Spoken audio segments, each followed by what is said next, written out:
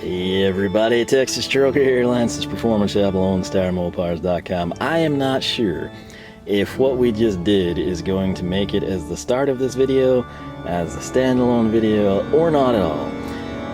If it precluded this video or released prior to this video, it was a last-minute attempt to do something for Halloween. It's super rare that Halloween falls on a Saturday. This has been a strange year. There's all kinds of stuff screwing it up. And if you saw what I just did, if just one person somewhat enjoyed it, I think it was worth it. For everybody else, you know, just sit back, deal with it, skip ahead. As you should know by this point in time, I have timestamps. If you're here for the title or you're just screwing around in the description, click the drop down arrow. There are timestamps. You can skip around. You can do that in all my videos. If it's a KC tool haul and there's like 17 items and you only care about one of them, go to the timestamp, watch what you want to see, call it a day. So with that said, it is stupid late. It is 9:52 p.m. here, and that's p.m. That means I need to get inside, transfer the footage, edit the video, upload, which that takes a long time with my amazing internet, and hopefully have this ready in less than 12 hours for you to consume on a Saturday morning. So I'm going to try to make this quick. Long story short, on the product you're about to see, I've had these for at least a year or two, and I've always wanted them to coincide with a Halloween release because it just seems perfect. It's like the absolute best tool to do for a Halloween type of a video. And I didn't really have time last year, possibly the year prior, if that's how long I've had them. I have used them some. I'll give you my thoughts on them shortly. But the reason this is kind of last ditch, last minute, just for a real world horror story for you. So I'm here in Amarillo, and the roof at work was being redone, right? So you kind of have to close. You can't, have people working, and running lathes and drill presses and mills when debris is falling from the sky. If you're a spray foam person, okay, let me just tell you right now, there's nothing wrong with rollout insulation and chicken wire. And had we have known the mess spray foam made when it's removed, I don't think we would have gone that route. And I tell you all of this to correlate the horror stories I've been living through and to hopefully give you some insight should you ever be in that fateful position to say, hey, should we upgrade to spray foam? And tout the benefits of it all you want to. Some of you may even shoot it for a living. I think it would probably be great on a wall, but on a roof, if you live somewhere where it hails, which it does here, might want to reconsider it, just throwing that out there for you. So long story short, when the roofers come, they come basically sun up, and I don't like to deal with school traffic, so I've been getting to work at like 6 a.m. And then the roofers also tend to like to work super late. And so, it's like 8:39 sometimes. And was dealing with that, it was going to be roughly a week to redo the roof, and then roughly, 3 to 4 days to do spray foam. Well, we get crazy weather here, and we're in a really, really rare October winter storm. That's right, the snow is like still on the ground, most of it is melted, but problem is prior to that we had about a 1/4 inch of ice and kind of shut some things down. But with spray foam, you need it to be at least 50 degrees for it to adhere properly, right? So we get the roof redone, and the roofers are out there freezing the last day and a half of the jobs, right? And it's not insulated in the shop when you don't have spray foam up, right? And so the foam crew came, they prepped, and the front hit. The front was pretty bad in and of itself, and then the precipitation came. Had ice, we had snow. You can't foam. So it's been a nightmare of a situation in my little life here, and that's kind of why this is happening on Friday night at 9 instead of me doing it like a normal time. So, again, spray foam, if you're interested in it for your commercial property, place of work, or even your residential home, or, like your hobby shop on the side type of a thing, check with somebody that's had it and maybe is getting it redone, and go see the mess that it makes when it comes off, and ask yourself if you want to deal with it. So that said, back to happy things here, and this is something that we're going to be pretty happy about. We got a lot of pliers here. There's some eye candy for you to look at, right? We got everything from Gador, Knipex, Stavilla, Hazette, Needle Nose, Combination, Linesman. I even got the Fit Shears here, which, spoiler alert, I used these last night. I didn't film it or anything, or I guess 2 nights ago now. And I actually trimmed quite a bit of sheet metal, so they do actually work for that.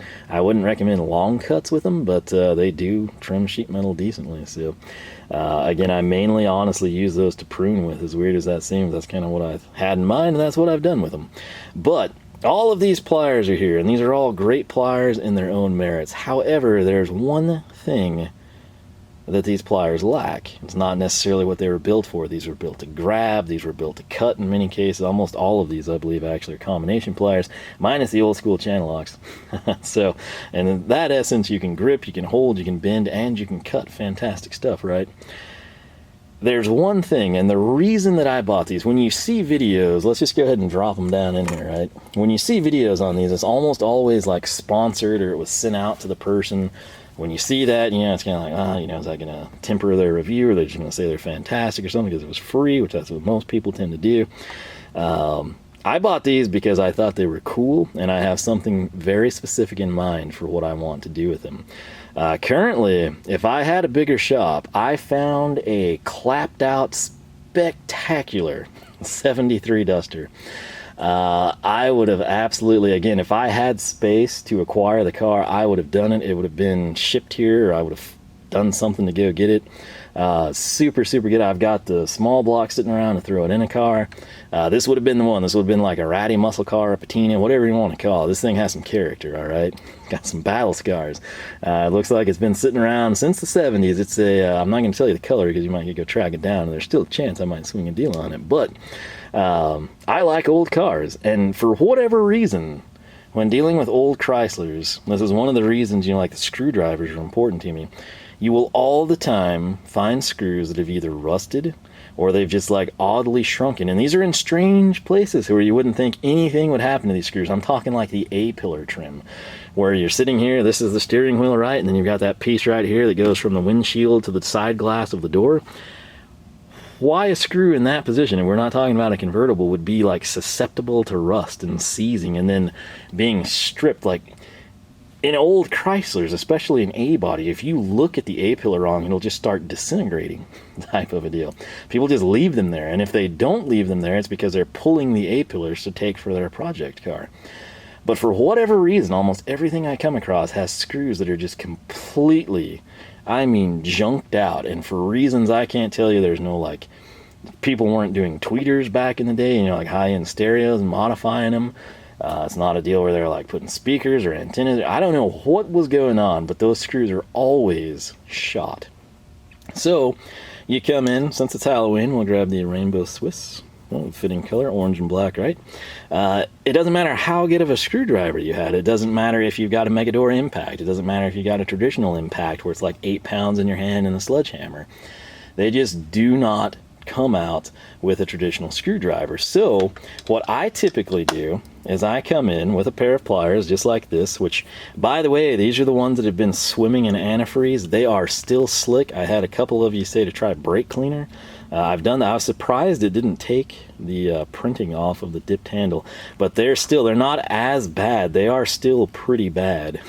And, bottom line though, you would typically have just a traditional combination pair of pliers, something along these lines, and you have to grab on the screw and turn it, right?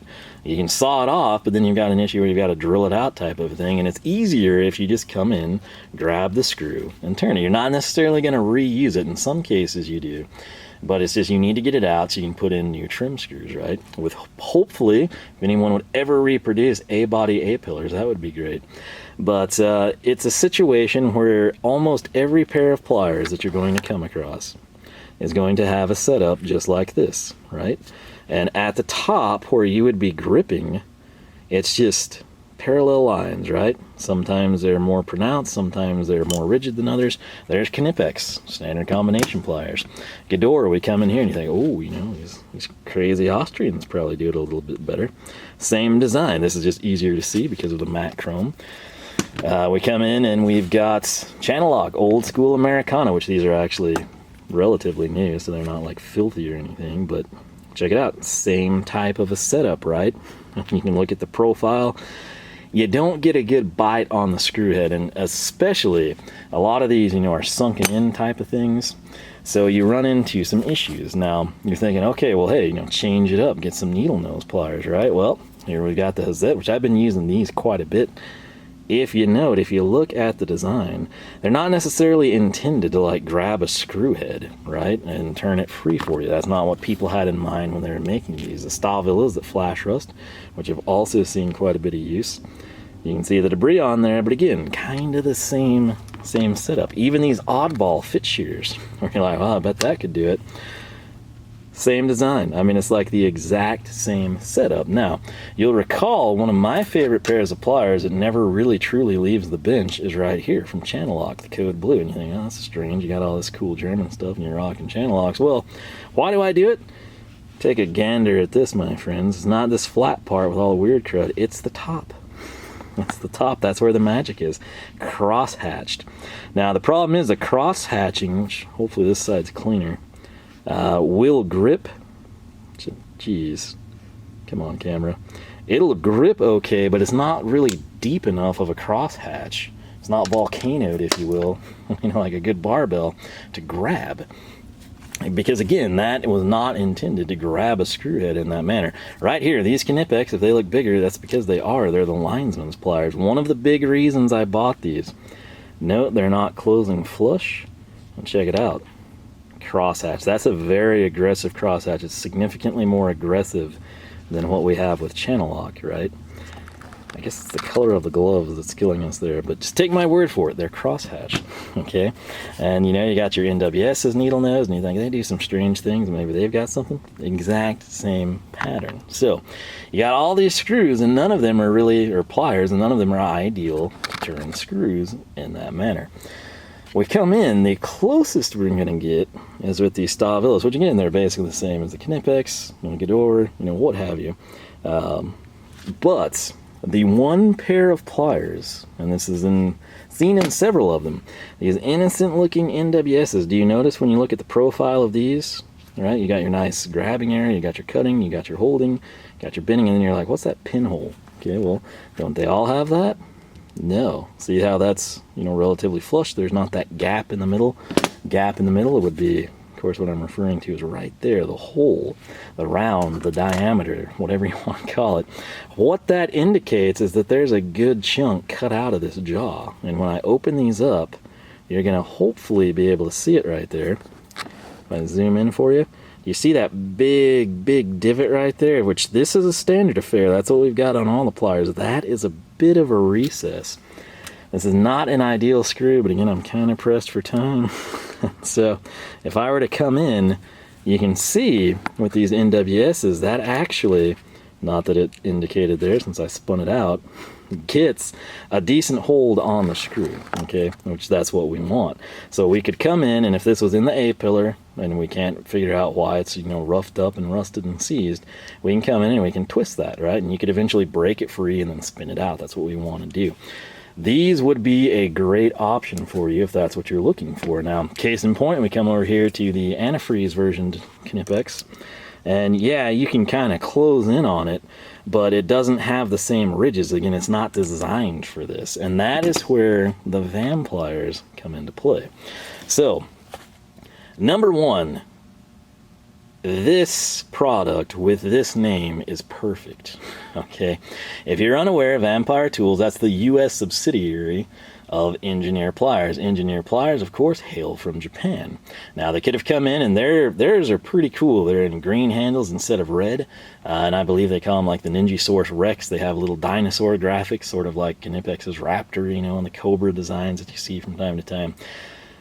But the Vampire namesake for this marketplace, I think it would be big in Europe too. I'm not sure what they have. I guess they have access to both maybe.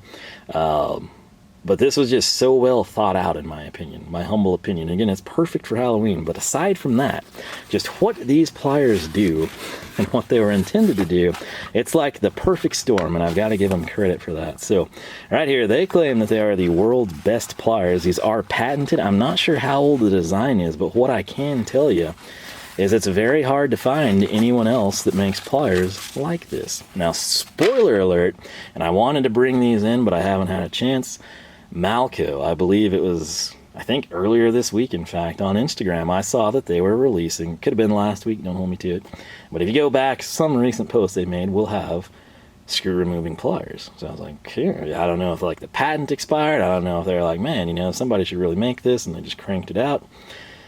But this is Vampliers. They come in several different sizes. I thought this would be the most useful for me. Again, I don't want to invest like super heavy, buy a complete set until I know if I like something or if it works. So this is the one I picked up.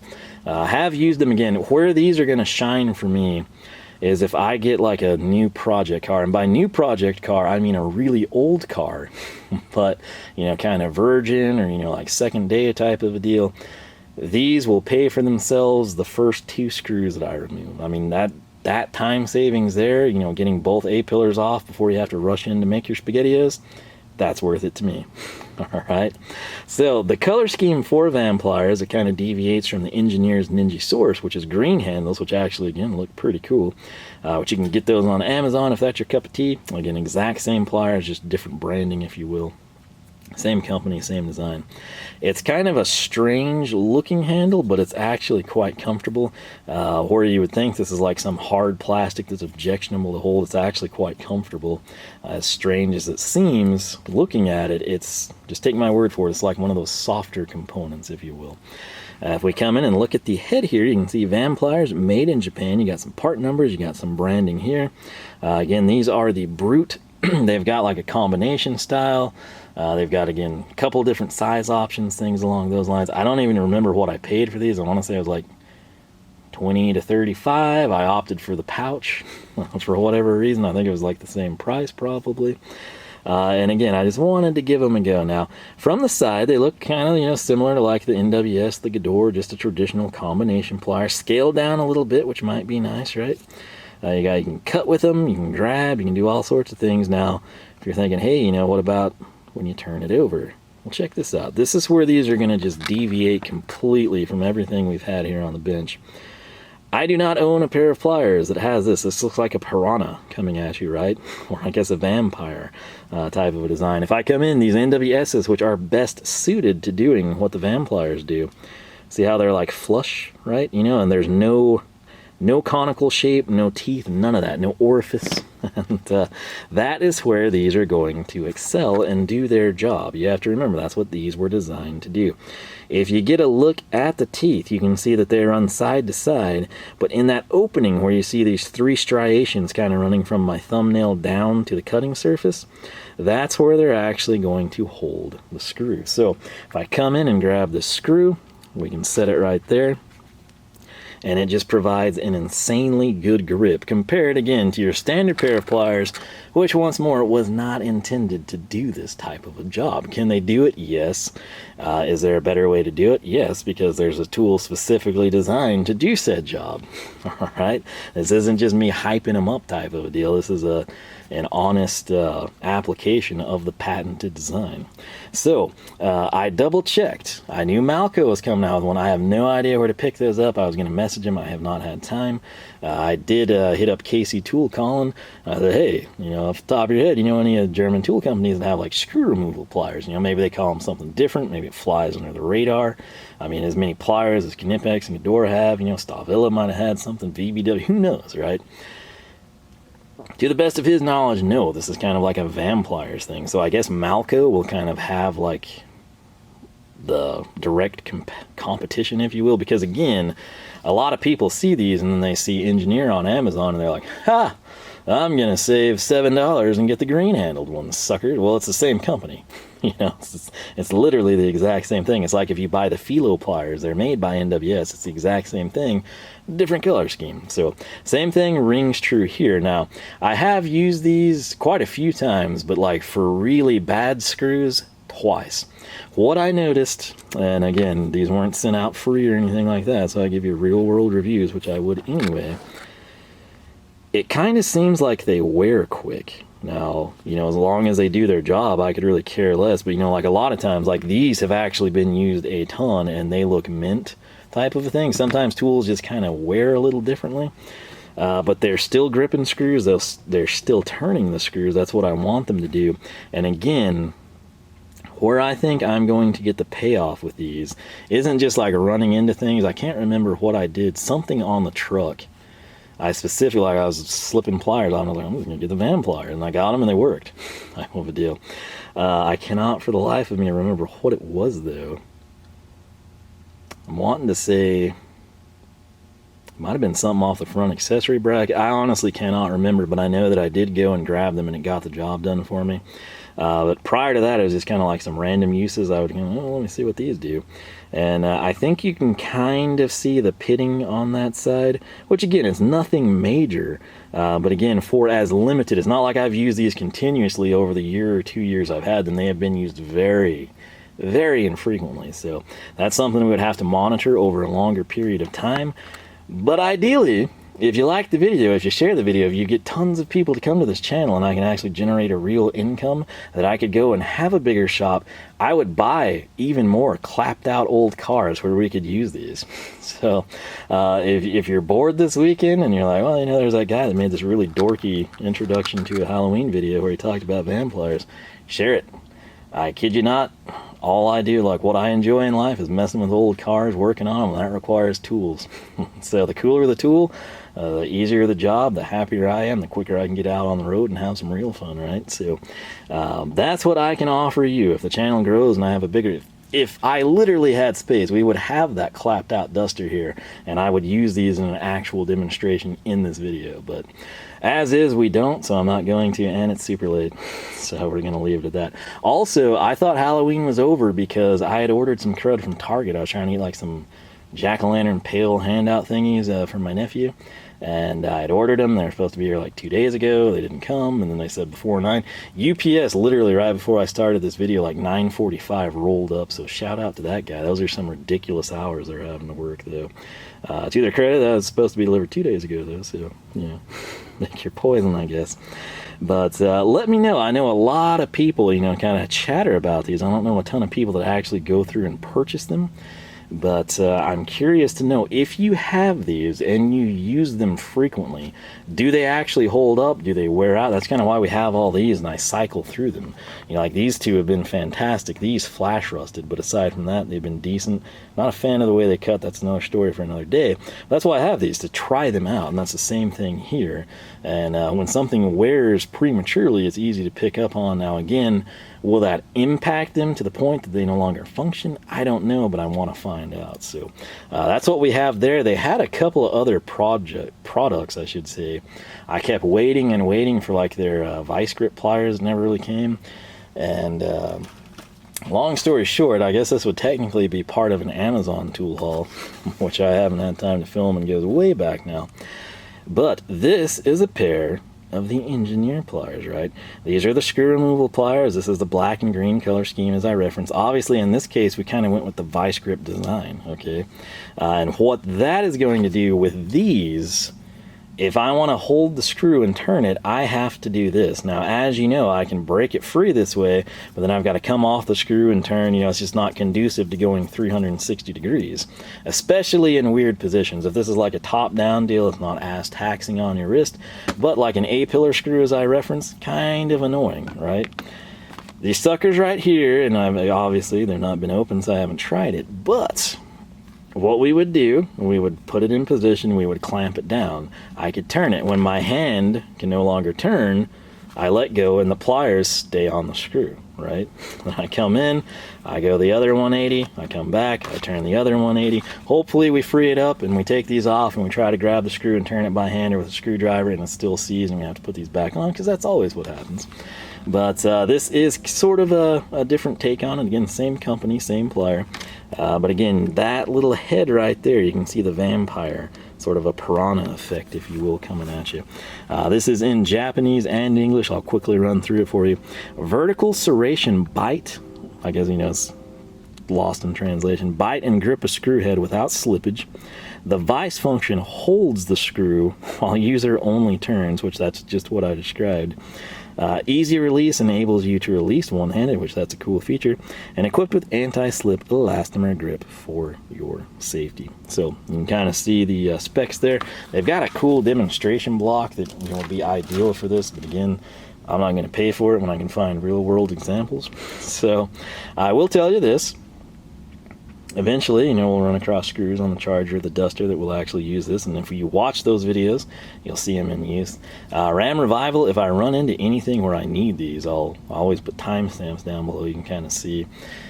But like I said, the channel grows, if I get a bigger shop, I will have a ton of old, like totally clapped out, you know, old A bodies, and we will be using these things quite a bit. So like I said, I have used them from time to time. I think I've cut some cable ties, some 16 gauge wire with them, nothing major, but they've held up decent in that regard. But the thing that worried me was just kind of the wear I was seeing, again, on super limited use over the time span. It's not like if these were used every day, if I was restoring cars professionally and did it, you know, 8-10 hours a day, 5 days a week, we'd have a better feel for it. As is, it just kind of seems like a little premature to me, but only time will tell. That's what I'm excited about. I will say this, if you're just not going to bring those in and you're thinking, man, you know, that's a great idea, use pliers for the screws, you've already got some of these, or you're going to bring some in, the honestly best suited pliers to that would be the NWS, just because of that extra feature. Again, you can kind of see it right there. Everything else is sort of like super traditional. In fact, I grabbed these to show you. These are old pliers. These are my cheap ones that I've had since I was like 12 or something, and they obviously don't have anything like a piranha mouth looking at you. These are some that I got from my grandfather. Doesn't look like they were used much at all. They're Craftsman. They actually have pretty deep serrations there. They might do a decent job of it. Again, none of these are intended exactly for what we're doing. Then we got some really old CT Coast here right there, made in the USA. Just some slip joint pliers. Same thing there. I mean, these, the design, it's exactly what you see across the spectrum here. It's just the traditional serrations for these pliers. And then these suckers, when I was looking for those, I found these. I don't even know what these are. For example, you can tell how old these CTs are. People didn't really like knurl, but that's like super decorative. Like, you know, now you never see anything like that. It's almost like Art Deco cred, right? Well, check these suckers out. They almost might be like a little bit more intricate. These are way dirtier. This side's a little better. It's almost like the Union Jack or something there, right? So it's like a competition whose handle is the fanciest. But same design here. Again, these are a little bit more gummed up. In fact, that side's basically totally flat. You can see why those probably replaced it. But it's just one of those things. All this time, all these pliers, and only this pair is designed with screw removing in mind. So I kind of think it's a cool deal. Again, if you have a situation in your life, I don't know what your hobbies are, what you do, maybe it's four-wheelers, maybe it's wave runners, maybe it's, you know, like marine-based stuff. If you've got something where you come in and you buy all these awesome quality screwdrivers, PB Swiss, VA Vera, whatever it might be, and you can't get them to turn, and they're always, you know, the heads are shot, it's nothing you did, it comes in from the customer that way, or it's just seized up, impact drivers don't do anything, give these a go. If you don't want to go that route, if you're all German, you know, I think NWS, again, case in point, these ergy ones that we've got over here, you can see that same feature, so I could easily fish this out. So, but I mean, that is about as good a grip as you're going to get, and you almost have to have, you know, that big body to make it happen, because when you get to these fine teeth, it's just easier to pull it out. You know, like with this, you're gripping a whole lot more of the head, and it just makes it insanely hard to pull out, whereas with traditional pliers, it's the screw's gone type of a deal. You're not going to break her free. That said, this is way longer than I wanted it to be, but hey, kind of updates you on my life, what's been going on. Again, I've got a ton of the KC Tool stuff pre-recorded. I've got a ton of these other Saturday videos recorded, but I haven't edited them. And after being disappointed the last year or two on not getting the Vamplier stuff out, I really wanted to do that. I've got a cable tie just glaring at me over here, so the cutting feature, just since it is, I mean, that is a selling point. It's not like these are just a one-trick pony. They serve as a regular pair of pliers.